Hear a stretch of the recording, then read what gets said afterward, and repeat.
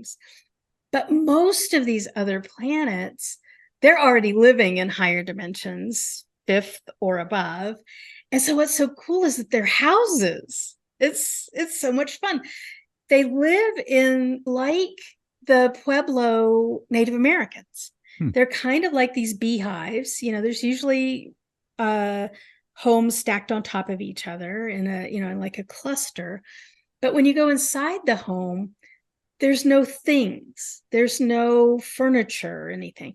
Like there's a bed, but it's just like this smooth, organic shelf that comes out of the wall. There's a place to sit, but it's just this smooth, organic thing that comes out of the wall.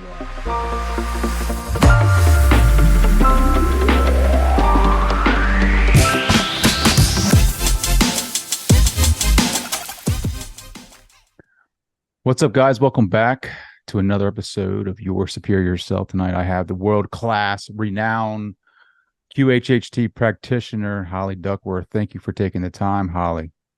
Thank you, Trey. Thank you for inviting me.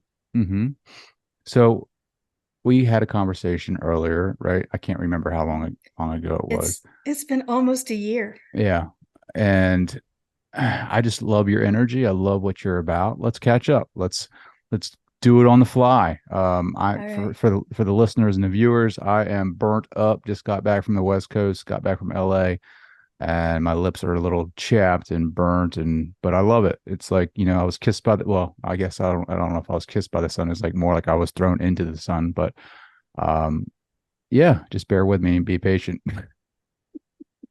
Shoulders are all tore up. So how have you been? Let's catch up. I've been great. I have graduated to grandmother.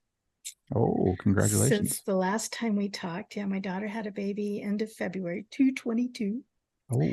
And so that's been a lot of fun, and it's just a huge mile marker in life to be a grandma.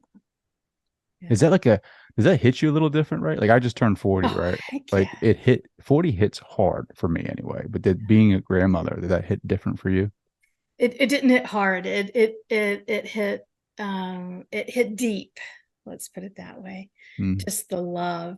And it's when you see your child have a child and you see their love grow and compound. I mean, I told my daughter, I said, now you know how much I love you.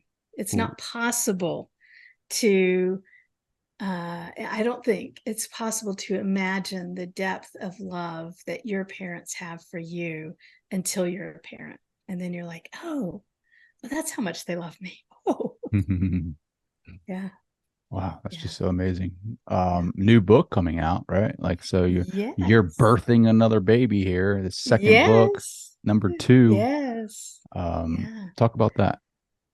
All right. So the first book, which we talked about last time, was Finding Purpose, Surprising Wisdom from the Higher Self.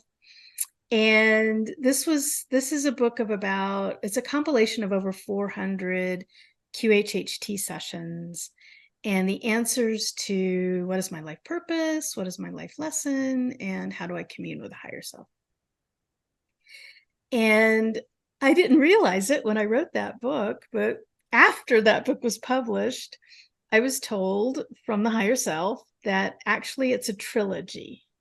And so the second one's out, the third one's actually being written. So I haven't talked about it much. So this is news for your audience. Breaking news. Here, you heard it here first.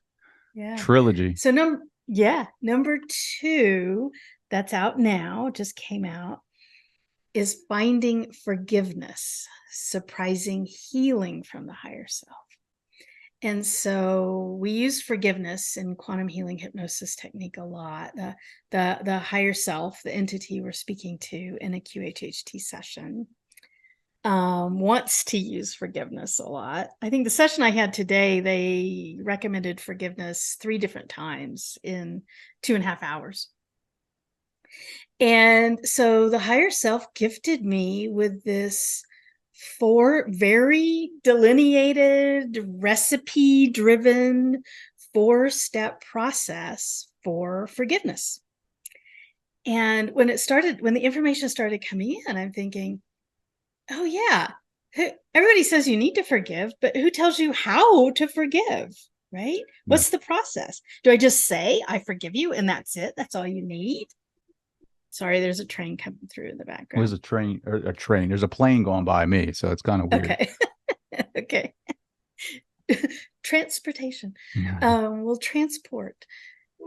No, so when they started really talking about the recipe, then like step one, it's a 4-step process. And I'm thinking, oh my gosh, like again, I got to share this. This is amazing. Everybody says you need to forgive. Nobody tells you how to do it. And so the 4 steps are see, accept, release, and move. And so then that's kind of how the book's segmented in those 4 steps. What to do in those 4 steps is very practical. It's a kind of a how-to book, this one, and also packed with session stories and all kinds of QHHT information as well, just like the last one. Mm. Yeah, you're so right. People are always like, "Oh, you have to forgive." It's like, okay, does that mean like I just forget? You know, like I just Right. put it to the side and don't remember what you did to me, right? Like just all right, it never happened, right? Totally not. What you're talking about is actually coming into it and feeling it, right? And then Exactly. moving. What is that aspect of it? Like moving Yeah, through it? that was a surprise to me.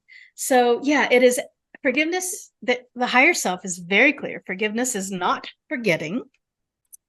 It is not, not holding boundaries. You can absolutely have all of your boundaries and all of your, self-love and self-protection and self-respect, and yet forgive. So it isn't about being wishy-washy. It's about being very strong. And then the C is, we start at C, which is taking the higher self perspective, looking at the experience from an eternal perspective. So, and 360 degrees. Okay, so all of the players in the experience, taking the perspective of everyone, everything, and an eternal perspective to the situation. So that's C. And then accept is releasing judgment. We can't even say it was a good experience or a bad experience. It was an experience. Okay.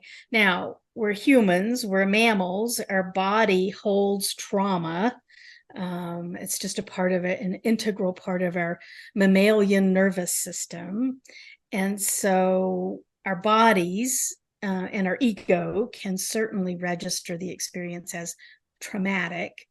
But the accept part is to recognize that it's not necessarily our high self, our higher self, that is creating that judgment of trauma or bad. So that's accept. And then release is energetic. Okay. It is metaphysical. It is a releasing of energy that might be stored up and kept in the body or in the psyche from that experience. So it's an energetic release, an alchemical release, if you will. Hmm. And then move was a huge surprise. I'm like, okay, good, we're done. No, there's one more step. And that's move. And that means looking forward. Don't look back. The minute you keep looking back on that experience, it's like picking a scab, right? You're just creating a scar. It's never going to go away. And so the move part is about moving forward with this new energy and not re-traumatizing yourself with going back into that experience. I love that. Has this book helped you, like in writing it, forgive Yeah. yourself and forgive others? Yeah, yeah, Yeah. yeah. And that's another aspect, what you just said there, Trey, brilliant.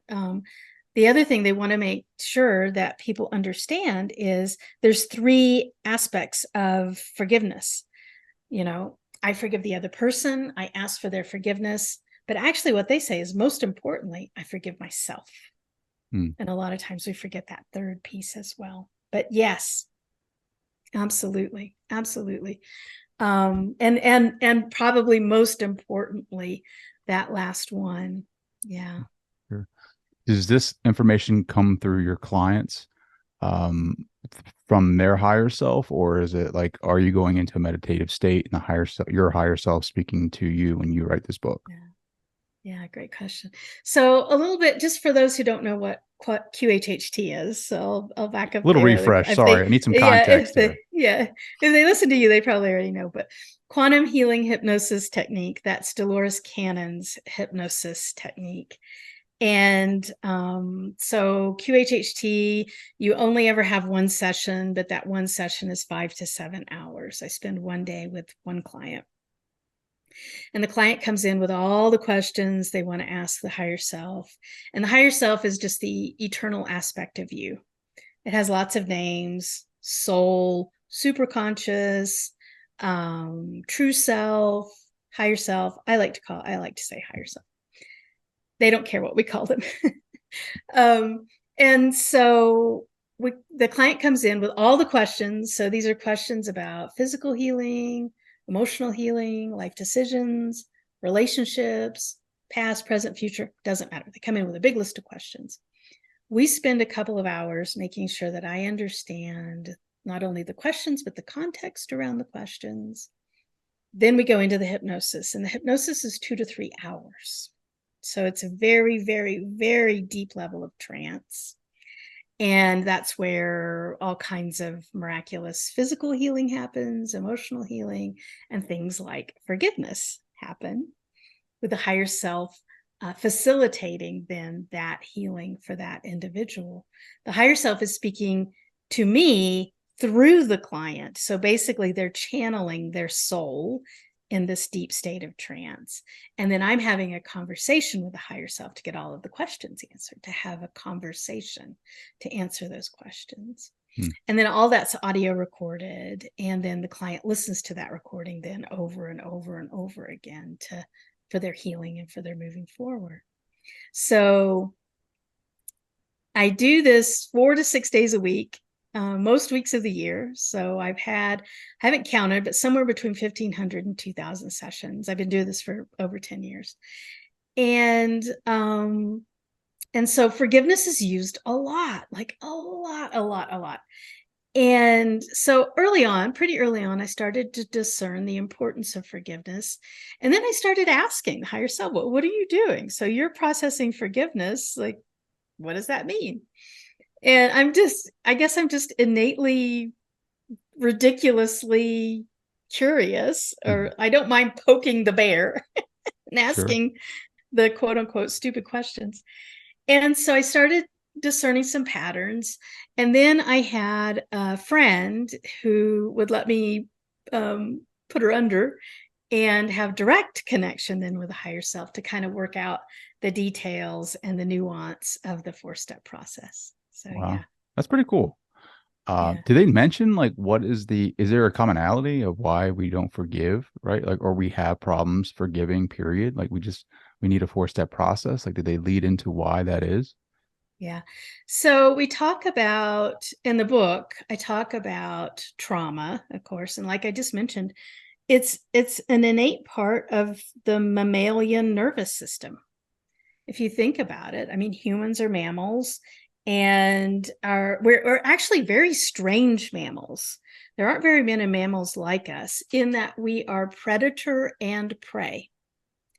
And so when you look at our base nervous system, our autonomic nervous system, and our sympathetic nervous system, it's really complex, because we not only have the nervous system of a prey animal, but we also have the nervous system of a predator animal, because we're both. And so that means that sometimes our nervous systems get confused. They get mixed up. Were we prey or were we predator in that situation? Our nervous system kind of doesn't know. Mm-hmm. So because of our complex nervous system, a lot of times trauma gets stuck in the nervous system. It is literally physical, not emotional or psychological. So that's one reason why we're so prevalent to the need for forgiveness, because this traumatic energy gets stuck, like literally energetically stuck in our physical body.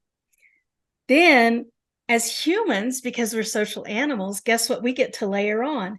Guilt and shame.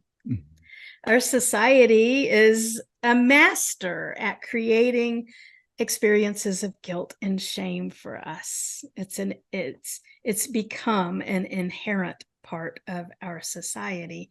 And so then that just layers on top of it the need for then this forgiveness, because I mean, from a very, very, very young age, we use guilt and shame with our little teeny tiny children, unknowingly, unwittingly.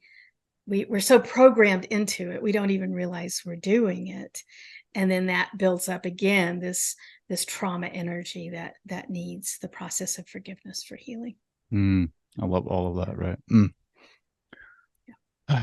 Um, Socialization. I mean, that is a SOB. Yeah. I mean, especially with gender roles and Yeah. masculinity and the feminine, right? Like just the ideas and concepts that are behind those ideas and archetypes have Yeah. been pretty screwed up. Yeah. Well, and I pull this story out in the book of when I started learning this. I'm like, oh God, what did I do as a mom? We're just talking about being a grandma. But I remember when my kids were babies, and I mean, like changing a diaper. I mean, talking about a very small baby, and just teasing the baby, going, ooh, pew, and making fun, making a little fun little thing about the stinky diaper. But that was actually programming shame. hmm hmm Oh, And people don't think like that, right? They don't. right. They just do it Right. consciously. Just Yeah. connect. They feel like they're connecting with someone, Yeah. and Yeah. but you're unconsciously programming them, or you know what I mean? Like Exactly. it's like the Exactly. Freud idea, right? Like of Exactly. hurry up, get off that toilet, right? And you create this whole Exactly. persona around this potty training method. It's like you don't even. Right. Then you start looking back on your life, like holy crap, what else did I do? Oh, just layer on layer on layer on layer of shame. And this Yeah. where forgiveness comes in, right? Like you got to forgive yourself. Exactly. If you don't know, you don't know, Exactly. Exactly. right? And Exactly. that's why I'm Exactly. so glad that you're able to write this book with the help with it, the higher consciousness is, Yeah. like it's the higher self. Yeah. Um, Yeah. I love the way that you're able to connect with that. Have they given you any more information as far as I feel like we're going through a transition, right? Like I feel like we're going through this portal right now, energetically. We're shifting into something new, a newer consciousness. Yeah. Have they mentioned or led on to like what we're moving into at all? Yeah. My morning routine is I meditate, and the higher self says to every single solitary client, meditate daily. It's so important. They want us, they, they, they cannot emphasize enough how important meditation is. And they say 10 minutes, 15 minutes, 30 minutes, not a lot of time, but it has to be daily.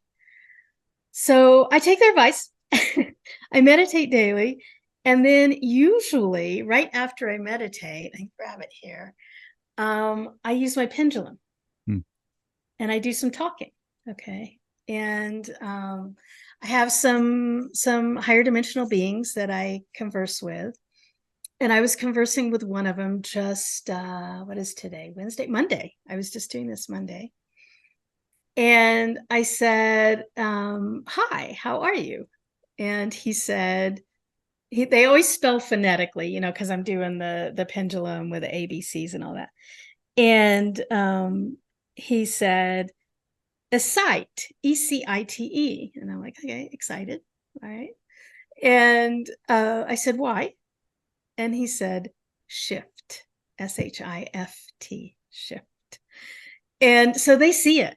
They see it. They see our higher dimensional friends and family, other planet friends and family. They see the shift happening.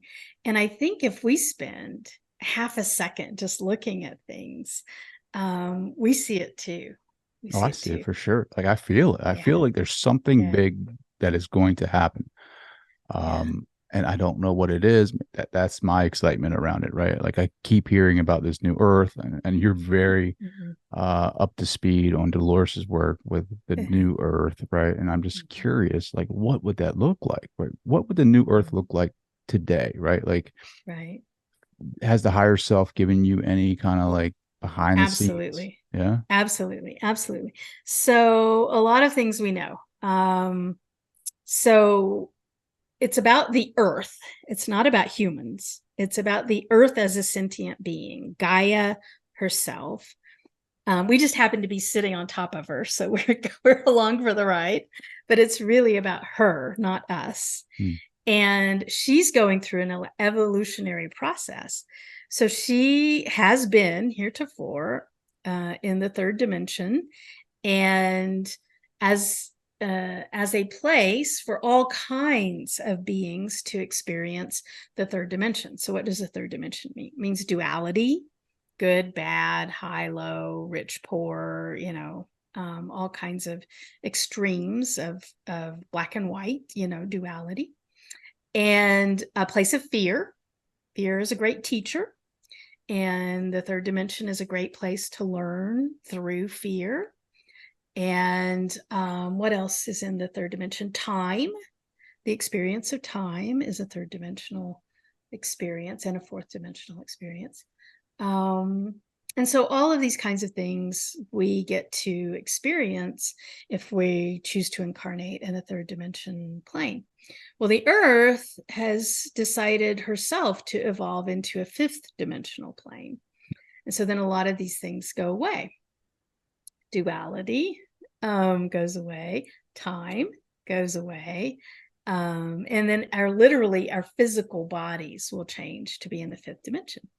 And there is a very, very, very, very, very few number of people who have chosen to incarnate at this exact moment in time as she's going through her evolution to participate in this,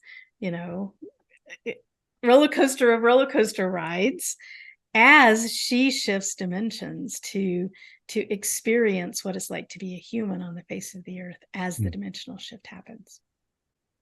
I'm excited. Yeah. Yeah. I think it's going to be fun, right? Like, do you ever get into any of the ancient Egypt, ancient civilizations, like stuff, anything like the sacred geometry, pyramids, anything like that? Yeah. A lot of clients, of course, part of the QHHT process is in the hypnosis, we visit what I call an other life, not a past life. The reason I call it an other life is that if we really understand from our soul's perspective, time doesn't exist. Time is an illusion. So all lives are now. There's no such thing as a past life. All lives are happening now. It's just a human illusionary perspective that says that something's a past life. And then also, the minute we get across the veil of forgetting, all of our souls are connected. So I can't really say I have a past life because all of my lives are all lives and they're all now. So that's why I say other life, not past life. But lots and lots and lots and lots and lots and lots of people do regress in hypnosis to other times when there was actually more advanced technology than there is now on the face of the earth. Wow. What's your favorite time when someone regresses, like, and they go into a different reality? What's your favorite? My favorite is when they're not on this planet. Because they also get to experience other planets. What's your favorite planet thus far?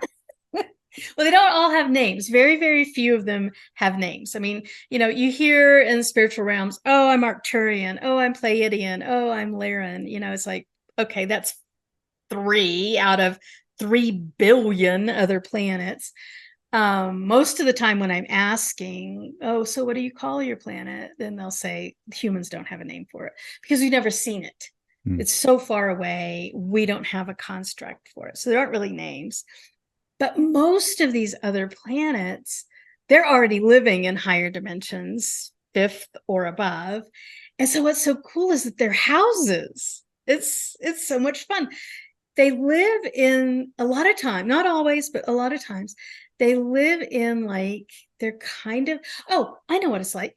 It's like the Pueblo Native Americans. They're kind of like these beehives. There's usually homes stacked on top of each other in in like a cluster. But when you go inside the home, there's no things, there's no furniture or anything. Like there's a bed, but it's just like this smooth organic shelf that comes out of the wall. Mm-hmm. There's a place to sit, but it's just this smooth organic thing that comes out of the wall. So it's built And into the structure, yeah, yeah, or built out yeah, of the structure, rather. exactly, How do exactly. they live their daily lives, right? Like, so here on Earth, we're just so busy. Like, we got to get things done. We gotta, do this. We got to have a list. We got to have goals, strategy, blah blah blah, right?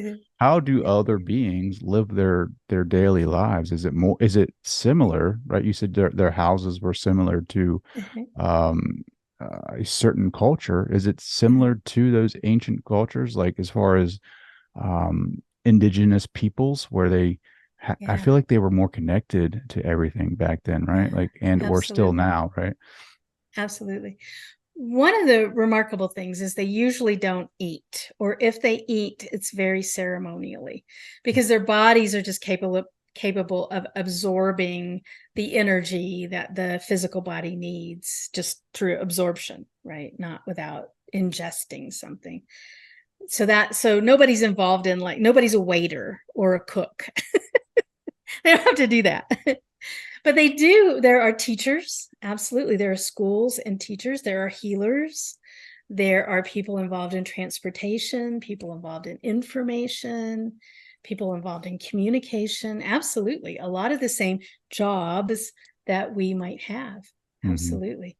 Yeah. I feel And like one they're of the connected, exam, right? They're just more yeah, connected together as a, I guess, as a culture or community, right? I just feel like yeah, here, like we are very separate, like we're very yeah, focused on individuality, right? And that's why I feel like there's a lot of depression, a lot of anxiety, is because that separation mhm, has occurred, and we're just trying to reconnect to something. I feel like, and I feel like a lot of like your books, my show, Dolores's work is all pointing to this idea, this concept that we're connected at a higher level. And you're seeing a lot of the dogmas, you're seeing a lot of the religion teachings fall away, right? And you're seeing more people. I don't know if you are or not, like with your clientele, more people becoming more curious, more interested in this type of philosophy because it feels right. yeah, exactly.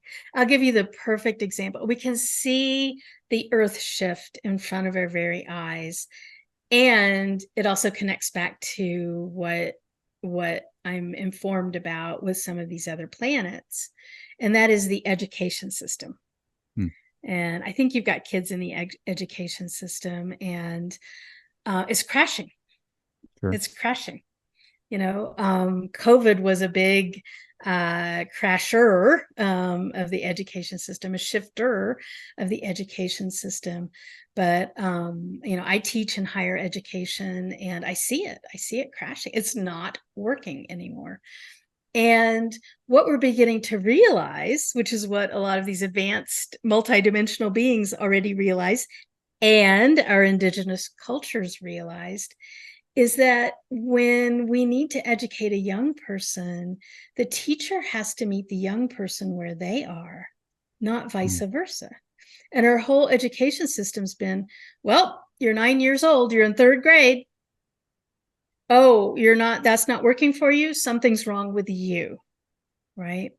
And what all of these other cultures um, do is they elevate that role of teacher, and then the teacher meets the child where they need to be met, not vice versa.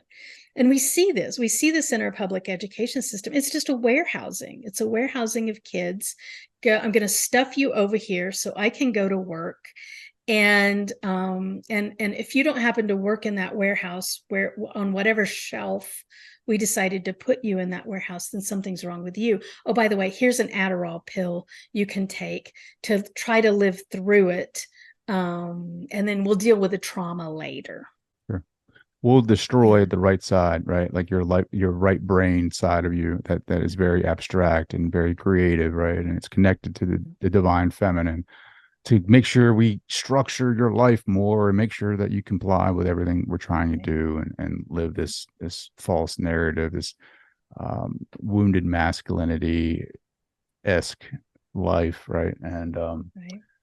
I get it. I think what's crashing this whole system is Common Core math. I don't know if you've been exposed to that at all, but I can't even do the kids' homework anymore, right? Like my son's going into eighth grade and my daughter's going into sixth, and some of the Common Core math is just I don't know why they're doing it that way, right? In Yeah. college they Yeah. don't do it like that. Why are we doing it?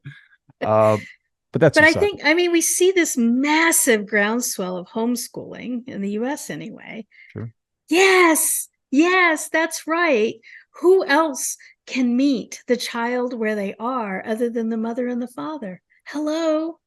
Yes, yes, that's the shift. That's the new earth. But it's also like we, like us as teachers, as like spiritual advocates, are doing the same thing essentially. Like we're meeting Mhm. our Mhm. people, we're finding our people, and we're meeting them where they're at, right? Like Yeah. obviously you have experienced this. Like there are people where you can communicate like your research and your work, your life's work with, and resonate with, and there's people that you cannot, right? Like you don't Yeah. just walk into a store and start talking about the higher self, right? Like people will look at you like you're batshit crazy. And I don't do the same thing, right? But we put our work out there and people come to us. And I love that Right. idea of meeting people where they're at. Most of the time, it's kind of opposite. You're not meeting people, like people are coming to you. It's like you're Yes. Yes. resonating, like everyone's kind of resonating at a certain frequency and they find you. And then it's like Yeah. you're finding your people. Yeah. It's a little of both. I think you got to do, I mean, like you do. I mean, they got to be able to find you. You know, there's a What's all lot of synchronicities too, though, right? I feel yeah. like things are leading us to each other, Yes. right? Yes. When I say find, like I go out looking for people's teachings, right? And I just stumble upon, I can find stuff like a quick Google search, but a lot of the most meaningful teachings, like when I stumbled across Dolores, I wasn't looking for Dolores. I just stumbled upon a book and I wasn't ready for it then. Like I Uh-huh. listened to some of her stuff and I was like, holy UFOs, higher stuff. What is going on here? Right. A year later, I go in back into my Audible library and I'm like, holy crap, I had this the whole time. Like that's when I started, listening to her work. And I was like, this is fantastic stuff, which led me into other different areas in my life and different research and your stuff and meeting you. And Mhm. so, yeah, I agree with that. Right. But like, again, I had to meet myself where I was at and, and not judge myself, forgive myself for like having those small limiting beliefs Mhm. before. Right. And thinking all of this stuff is crazy and taking a chance and stepping outside of my comfort zone and like Exactly. taking a small step into that ocean of philosophy and like just really finding my own current and just Mhm. riding that out Mhm. and finding more authors that kind of resonated with where I was at in my life. So I think Mhm. you find your people, um, you resonate with them, but you also resonate with yourself too. Mhm. But Trey, I mean, don't make sure you're giving yourself credit as you should, because there's a whole lot of people, public people, that are listening to our conversation right now and like, yes, yes, yes, exactly. But would they ever speak it in their public persona? No. And so the courage and the fortitude and the authenticity and the transparency that you're using on your show is critically important Mhm. to the new earth and the earth shift. Do you see it though? Like, I mean, I obviously like I see the people that I find, right? Like, or that come to me and talk to me about how they resonate with what we're talking about, whether it's past life regressions, near death experiences, UFOs, or whatever. I feel like it's all just everything leading to the same thing.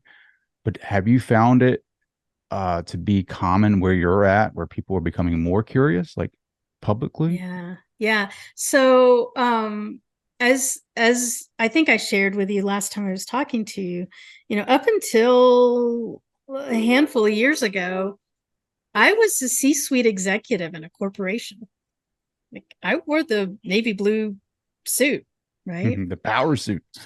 Absolutely. Absolutely. I mean, literally in the executive suite. And then of course, then I come out with what I'm doing and write books about the higher self. And it's a mixed bag. I have some of my old colleagues. I have given old colleagues' sessions. Really?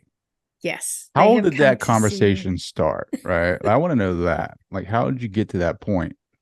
Yeah. Well, I mean, someone might have seen me on LinkedIn or seen, and then went down the rabbit hole and went to my website, and then, went down the rabbit hole. What's QHHT? Or maybe even picked up one of the books, and then I get this email from. I'm like, huh. I wonder if that's the same Joe Smith that I used to work with, and like start the Mhm. email chain. And it's like, oh, sure enough, that's that Joe Smith. That's all. So what is it? What's the common thread, right? Is there a common thread that people are stumbling upon that is helping them kind of become more curious? Have you found like a commonality, or is it just like I something think different? I think it's the straight up spirituality. Yeah. I think it's the asking the big question, why am I here and what's going to happen when I'm not here? Have you You know? gotten to the point where you can connect directly to your higher self and receive messages Oh yeah. Yeah, and channel? I teach a course called Higher Self Integration, which does exactly that. It's a 3 month long program where across the 3 months, I'm working with, one on one with an individual. In the way I like to put it is I'm teaching them how to dance, how to have the ego self and higher self dance. And one can lead or the other can lead at any minute of any day. When I'm doing my taxes, I want the ego self to lead. Definitely want the ego self to I would lead. love to see what Okay. your taxes look like when you let the higher self lead. Why did you color on this? Right. But if I'm making a relationship decision, I want the higher self to lead, right? And so that's what I think that's our ideal. It's not to be able to sit in a chair in meditation and have the higher self channel, but to actually have the higher self lead the dance of life when it's appropriate. I'm on the side of the street, driving down the road, at drinks with a friend, and let that higher self come through in those connected moments. How much have you doubted that information, right? And like questioned it and maybe kind of said to yourself, I'm just making this up. Yeah. Everybody starts that way. Everybody starts that way. And so what I tell, and even in QHHT sessions, people will get up from 2 hours of having channeled their higher self and say, I made it all up. I'm like, dang, you're good. If you had those kind of answers for yourself, that you're like one of the wisest, Sure. gurus on the planet. And then, they start listening to it. Oh yeah, right. And here's what I tell people that doubt. I'm like, all right, doubt, fine. Welcome your doubt. Okay. Um, what I like to do is play kind of a mental game. All right, so I got this information. If I doubt it, then I'll do this and that'll happen. And then this might happen and that might happen. Okay. If I trust it, then I might do this and this might happen and then that might happen. Well, which one do I want? How do you want to live? How do you want to live? It's your choice, Mhm. right? Trust is a choice. And so just make an informed decision. Which one do you want to go with? Trust or doubt? It's up to you. They don't Yeah. care. Yeah. Isn't that crazy? Right? Like they're just here allowing, and I shouldn't say they're allowing us. They're just watching us Yeah. kind of have this experience, Yeah. and nothing's right or wrong. It's just an experience. Exactly. Right? Like Exactly. we just paint it. Our truth, your truth is your truth because of your experience, right? And my truth is my truth because of my experience. Exactly. I've never really understood until when I started this work, like it's all in the eye of the beholder, right? Like that is Yeah. what truth is essentially, Yeah. is wherever you stand, like wherever your feet are and what your experience has been up to this point is your truth. Yeah. So how's my truth better than yours, right? Oh, it's because the ego says it, right? You drop that, you Right. drop the your identity, you drop the Must be ego. right. Yeah. Yeah. Yeah. Me right. Right. You wrong. Yeah. Yeah. I'm just such like I've never had more truth in my life than I have right now because I've accepted that I really don't know anything, right? Like Mhm. I've dropped that act of trying to be the smartest guy in the room, of Mhm. memorizing so many other guys and girls philosophies and tried to mimic that. I basically dropped that and become more open to saying, I don't know. Like, I really don't know. Like, what is it? Einstein quote. And I know I'm like using someone else's words, but I resonate with this. Like, the more I know, the more I don't know. Right. I don't know if he said that or not, but I feel like that. I feel like the more that I feel like I know, the more I don't know, because everything is Absolutely. so like, it depends on the individual. And the more work that, the more research that I do in this type of work, with having conversations with people, great people like you and great teachers like you, with spiritual teachers, like everyone's philosophy is fantastic, but they're different. Yeah. And so it's like, Right. holy crap, like everyone, I know for me anyway, I felt like I had to know the truth. Like, this has to be the truth. Like, this is the way to enlightenment. And it's like, Mhm. no, man, like there's Yeah. so many different doors. You're right. Right. And I'm not so sure that you can intellectualize your spiritual awakening, That's the right? You problem. gotta That's what I was you gotta trying to do. feel it. Yeah. Yeah. You gotta be it. You gotta feel it. It's Yeah. funny you say that, because today I just had this thought of like, I live so much in the brain, right? And I don't live enough in the heart. Like, what would that look like if if I split the time or did a little bit more in the heart? Like, what would that look like? Because Mhm. it's funny. Oh, it's so funny how synchronicity works. We're driving in the car today, and my daughter, we go over like a little hill. We're like, we're driving. It's like a country road, and we go over the summit, and you know how you get the butterflies in the stomach. Mhm. My daughter was like, "Oh, my brain tickles," Yeah. and we were like, "What? Your brain tickles?" She's like, "Yes, my brain," and she's pointing to her stomach. Oh, I'm wow. like, hmm. She's 4, Wow. right? So she Yeah. speaks her truth all the time. And I'm like, you Uh-huh. know what? That's so hilarious, because like, yes, like, Mhm. this is the brain, right? We Right. just think it's up here. And I caught myself. I Right. was like, no, baby, your brain's up here. Oh, you're Uh-huh. right, baby. You're right. You're right. You're right. You're right. So it's funny how we don't live more in this space here in the heart center, Right. or even in the gut. Go with your Right. gut. What is that? What does Right. that mean? It means go with your intuition. What Exactly. feels good, right? It's funny how we're having this Exactly. conversation. I think the higher self is like coordinating this, I think. Yeah. And so, you were saying earlier, well, what is can, do you channel your higher self? And it's like you can channel your higher self. We should all aspire to channel our higher self any minute of any day. And okay, I don't know why I'm turning left on this street, but okay, well, I'm gonna go with it and have fun with it and see where they lead me, and And you and meet and then somebody. miracles happen. Yeah. Yeah, Yeah. right. Yeah. That's how I Yeah. met you. Like, just, oh, here we go. I started listening to Yeah. Dolores Cannon, and I got really interested in QHHT, and then here I am having a conversation with you, Holly. Um, have you been able to tap into, like, channel, like, you you tap into that higher self? Can you tap into that? I don't want to use the word, but the source, the God source of like that energy, like, and receive information from that too? Yeah. Yeah. Yeah. Yeah. And we do that a lot in QHHT sessions today. A lot in QHHT sessions. And just today, in my session today, it was an older woman. She's mid 70s. And I find people, that's another part of witnessing the shift, is to see the generations and the Mm, behavior of the generations. It's amazing. It's like, oh, there's the shift. But a lot of people from her generation, they had some really challenging childhoods, belts and beatings and slaps and sit down and shut up. And children are meant to be seen and not heard, and those kinds of things. And she learned at a very early age to not be worthy of love, because all she ever received from her parents was conditional love, right? mm, And so, for a lot of times, for these people, what the higher self recommends is a physical, visceral sensation of source in their body.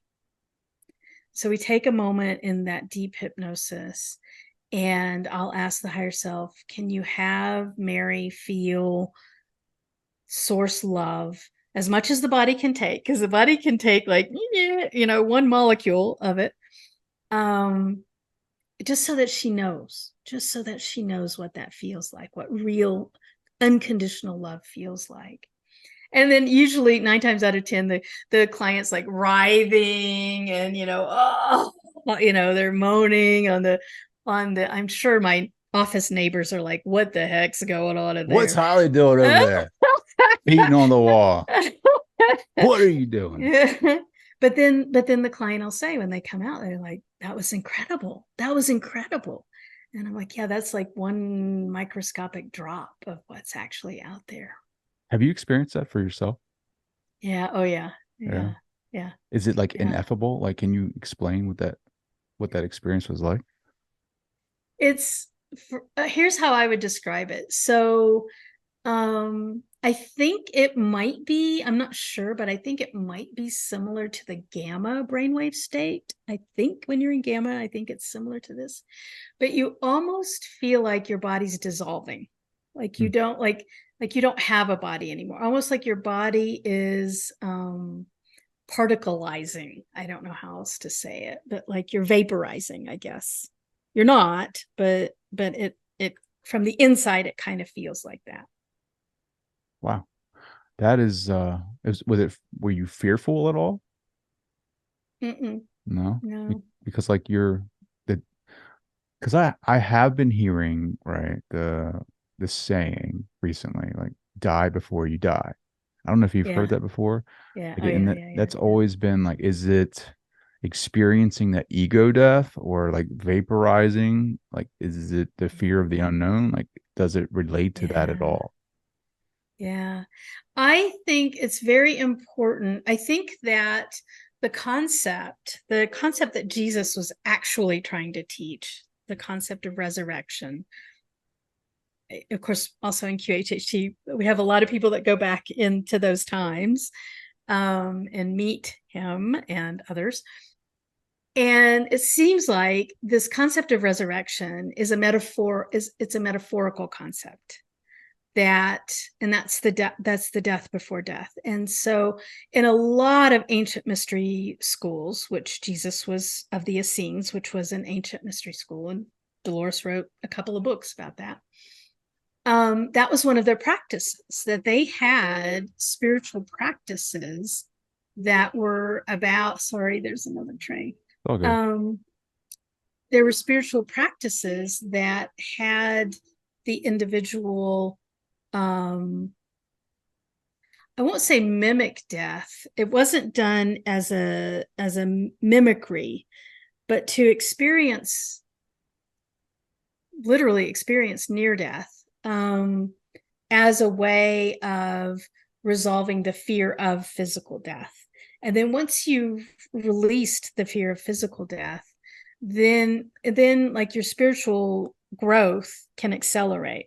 But as long as you've got like this little human finger hold on fear of death, you're not going to achieve the levels of spiritual growth that you can.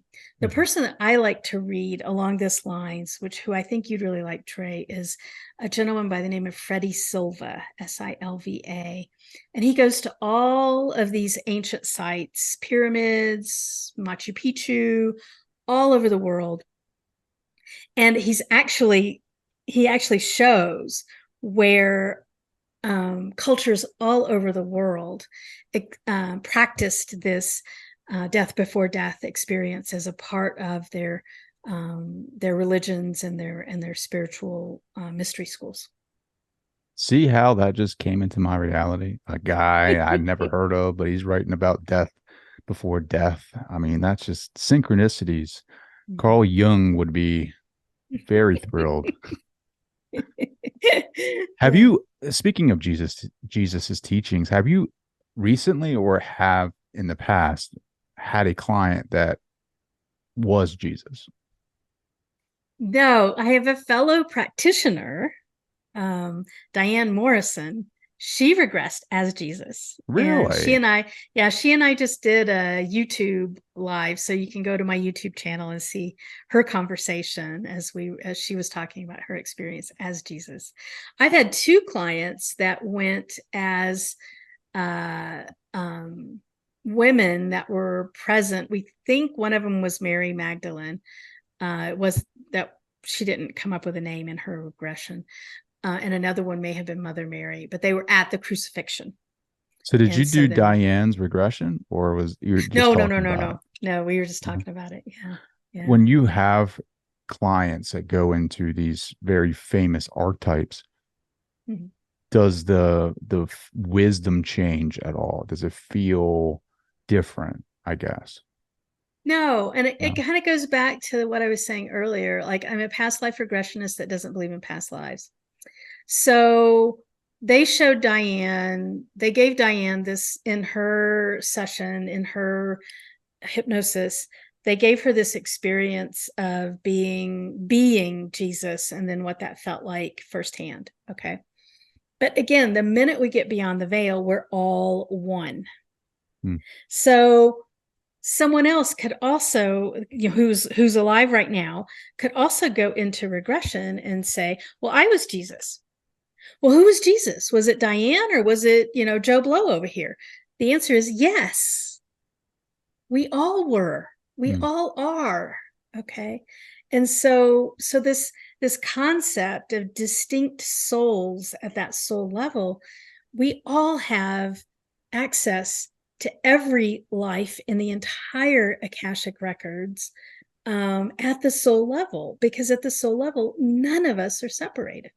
Wow. Have you experienced a reality like that, right? Like of someone, I mean, I'm sure you have, right? Like you wouldn't do this work without having done the work yourself. Can you talk to like maybe a more memorable regression where you were someone of importance, and then maybe um speak to a regression where you were just kind of like a regular guy or a girl, you know what I mean? Like, Yeah. Actually, here's the fun ones that I like, that I've personally experienced. And that is, and clients as well, are regressions as animals. oh, Yeah. wow. Yeah. I've experienced two different kinds of bats, the little teeny tiny cave bat, and then the giant fruit bat, an ant, an insect, um, bear. Hmm. Um, and then I've had clients that have experienced bees, so the hive mind and how that works. Yeah, name an animal. Yeah. And that's even, to me, that's even more fascinating to understand the concept of that, of how similar those animal lives are to our human lives. That, they're not dumb, they're not unconscious, they're sentient beings that have the same concerns for their families and for their loved ones, and for eating and creating and living, that we do. Sure. I mean, even like think about this, right? Like the person in your life who's causing you the most trouble, right? Like you talk about, to your point of everyone's connected on the other side. I mean, that's your biggest fan, essentially, right? Like on the other side, it's like they want you I to write it. succeed. Yeah, I wrote about a client. So finding forgiveness is also packed full of QHHT session segments, just like finding purpose was. And the most challenging one that I wrote about in that book is Nancy. I change all the names so privacy is Hmm. maintained. But I use the name Nancy in the book, and Nancy, she's passed now. She ended up dying of a brain tumor, and her session was actually an end of life session. She knew she was going to pass. It wasn't about healing. And she was in her 70s, and she had, this was a few years ago, and her father had been her biggest perpetrator. Name and abuse, and her father had perpetrated that against her. Okay, just let your imagination go wild. That happened to Nancy, I guarantee you. And um, of course, we process them for forgiveness for Nancy's father in her session. And I find out, I usually ask the question, like, well, did Nancy know her father before this incarnation? Oh, yeah. Yeah. What was their intended purpose for them to be together in this way in their incarnation? Well, it turns out Nancy's father is basically an ascended master of their soul family. And he agreed to come in and be this horrible, horrible villain in her life because she wanted to learn. She wanted a soul level PhD in forgiveness. How are you going to get a soul level PhD in forgiveness if you don't have an extreme villain? And so sometimes even the most horrible villains in our life are actually soul family members that have agreed to come in and play this role for our soul level learning. It makes so much sense. To pass the test, yeah, sure, you can memorize the content, right? And then go take it. But how else are you going to learn unless you experience it? Right. Yeah. And so it makes sense to me. Holly, this has gone by way too quick. You're so much fun. How can people connect with you? One, and then is the book on your website, or can they get it on Amazon? Yeah. So my website is awarecaredurango.com, AWARECAREDURANGO.com. I'm in Durango, Colorado, so that's why. Finding forgiveness, surprising healing from the higher self, and finding purpose, surprising wisdom from the higher self. Yeah, they're both paperbacks on Amazon and Kindle and Audible. I've done the audio for both of them. But if you go to my website, awarecaredurango.com, right now I have a 2-for-1 price opportunity or offer out there that's actually cheaper than Amazon. So it's not often no that you get to say way. cheaper There's than Amazon. No way it's cheaper. Yeah. The value is just too much to resist. Go there and both get it. books. Yeah, get both books, and for I think it's $30 right now. And didn't you just surpass like a mile marker as far as your following? Didn't you just hit like well, yeah, well, I'm up to 24,000 followers on YouTube. Yeah, that's awesome. That is amazing. Yeah. I follow your content. I think it's amazing. Yeah. Good job on that, Holly. Thank you. I can't thank you enough. You're awesome. Yeah. Oh, I can't thank you enough, Trey, for what you're doing. Thank you.